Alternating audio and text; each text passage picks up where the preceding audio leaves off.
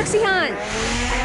May-ari ng kumpanyang sangkot sa 12 billion peso investment scam, tumakas na sa Malaysia ayon sa NBI.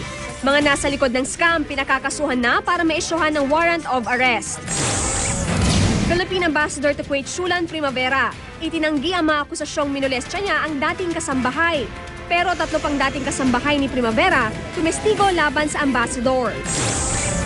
Hideout ng sindikatong may modus umanong kino-convert bilang local call ang international call, sinalakay. Ilang lalaki sa India, bakit kaya nagpaapak sa mga nagtatakbuhang baka? At sa showbiz saksi, Queen of Pop Madonna humataw ng Gangnam Style kasama ang Korean singer na si Psy. Opang Gangnam Style.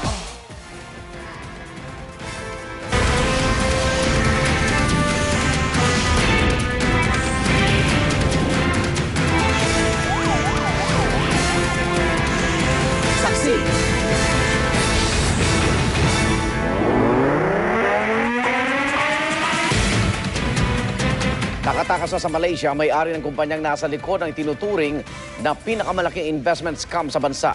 Libu-libong taga Mindanao po ang nabiktima ng 12 billion peso investment scam ng Aman Futures Group. Inalerto na ng NBI ang Interpol at Malaysian government para matuntun si Emmanuel Amalillo. Pinamamadali na rin ni Pangulong Aquino ang pagsasampa ng kaso laban sa lahat ng nasa likod ng scam.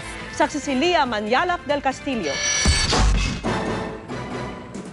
Hindi na raw hihintayin ng Department of Justice na makalap ang lahat ng reklamo laban sa Aman Futures Group bago sampahan ng kaso ang may-ari ng kumpanya na si Emmanuel Amalillo. Gayon din ang mahigit 20 opisyal at ahente nito. Gusto kasi ng Pangulo na maaresto na sila sa susunod na linggo. Gayunman, bahagya rin niyang sinisi ang mga biktima. As early as was it June or July, DTI already parang naglabas sa announcement ang DTI na nagwa-warn against this pyramiding scam.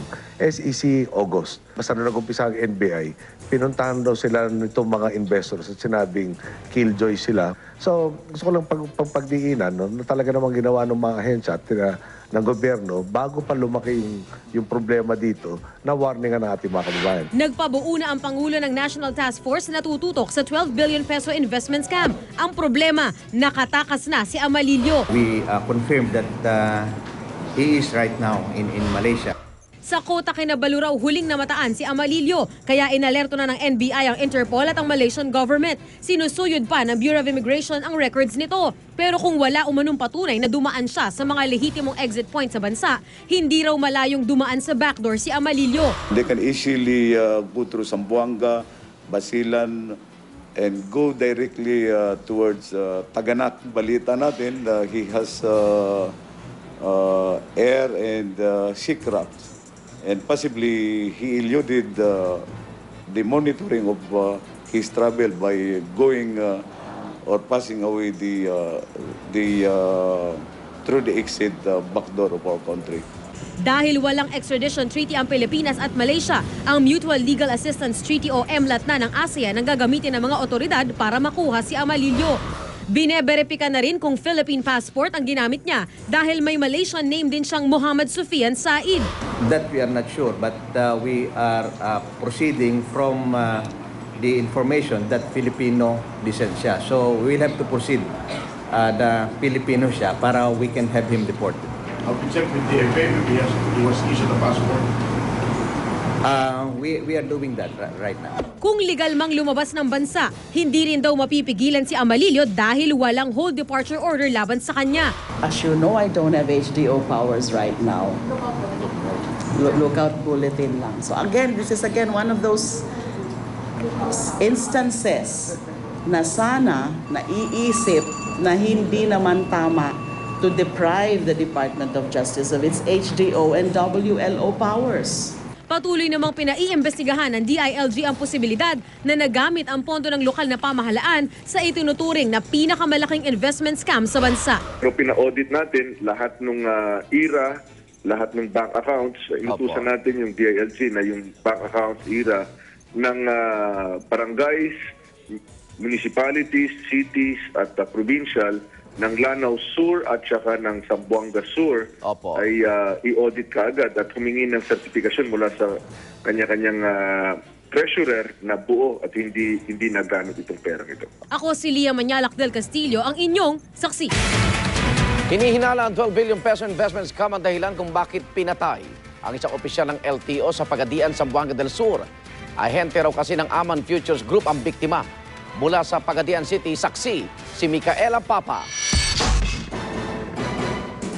Kamakailan lang ng pagsusunugin ng mga naloko ng Aman Investment Scam ang mga bahay ng ilang tauhan ng kumpanya. Ang isang investor nga nag-amok at nakapatay pa ng kapitbahay.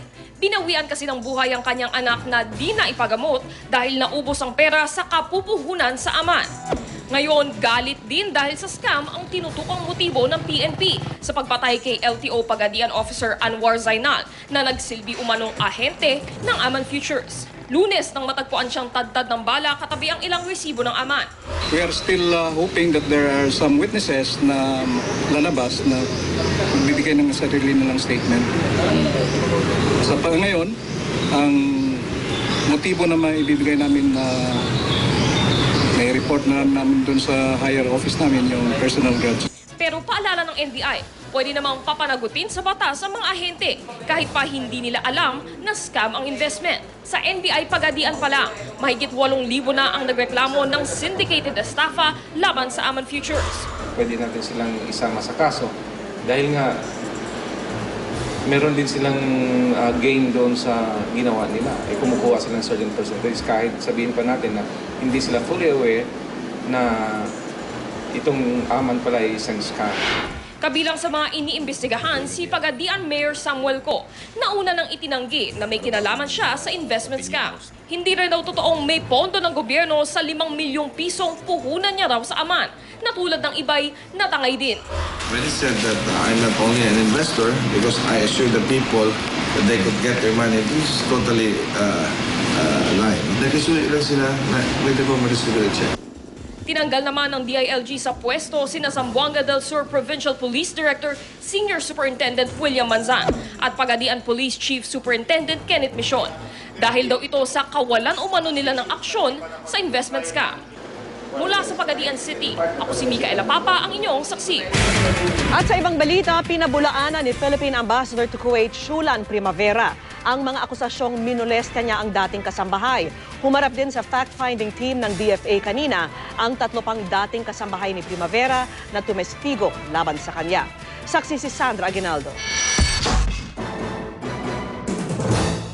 I am here on official consultations.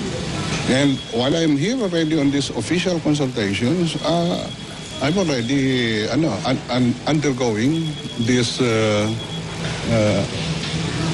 inquiry. I'm fine. As you can see, I can still afford to smile. Animoy walang iniindang kontrobersya si Philippine Ambassador to Kuwait, Shulan Primavera, matapos humarap sa fact-finding team ng DFA kanina. Pinabulaanan ni Primavera ang akusasyon ng dati niyang kasambahay na 3 beses umano siyang minolestya ng ambassador sa tuwing may iwan silang dalawa sa bahay nito sa Kuwait. I wish to assure you that I am innocent of these charges that were hurled against me. Si Mabel, hindi niya tunay na pangalan, ay nagsampa na ng reklamo sa DFA laban kay Primavera. Pero tingin dito ng kampo ng ambassador, there appears to be a demolition job against him. Pagkaalis ni Primavera, dumating naman sa DFA si Mabel para rin humarap sa fact-finding team. Kasama niya ang 3 pang dating kasambahay ni Primavera. Tinanong yung tungkol sa pasweldo and pare-pareho naman yung sagot na $60 Kuwaiti. Tinanong din yung kung may mga napapansin din ba na doon sa pakikitungo nung babae at pati ni Ambassador. Sa panayam ng media, sinabi ng mga dating kasamahan ni Mabel na bagamat hindi nila nakita ang umunoy pang momolestya, naniniwala raw sila sa akusasyon ng dalaga laban kay Primavera. Nanonood siya ng DVD, inimbitahan siya. Sabi ko, bakit ganun? Nag-ano siya ng imbitahin si Mabel. Tinanong naman ni Sir na, may nagkakaroon ka na ba ng boyfriend? Parang nagpapahiwatig na. Sabi ko, baka may gusto yan sa'yo. Nakaupo siya dun sa sala. Pagkatapos bigla ko siyang lumingon sa kanya, nakatitig pala sa likuran ko. Malagkit po yung tingin niya, tapos bigla niyang inano yung mata niya dun sa TV. Ako naman po naniniwala ako kay Mabel po. Gaya ni Mabel, kinuha umano sila ni Primavera sa OFW Center para gawing kasambahay. Pero ang sweldo, kalahati lang umano ng nararapat. Hinilig ng DFA sa lahat ng panig na wag munang maglabas ng anumang impormasyon kaugnay sa reklamo. Sa ilalim daw kasi ng civil service rules, sadyang confidential ang ganitong mga proseso. Pero makakaasa kayo na wala kaming kikilingan at magiging patas ang investigasyon. Sandra Aguinaldo ang inyong saksi. Dumami raw walang trabaho sa bansa. Yan naman ang lumabas sa pinakauling survey ng Social Weather Station o SWS. Paliwanag naman ng Labor Department, nananatiling walang trabaho ang ilan dahil hindi raw angkop ang kanilang kasanayan sa mga bakanting trabaho. Saksi si Marisol Abduraman. Magna cum laude sa kursong Broadcast Communications, pero hindi pa rin daw makahanap ng trabaho ang 21 anyos na si Joy De Villa. Madami na po akong na-applyan ng mga companies. Sabi po nila tatawag or maghintay ng tawag nila.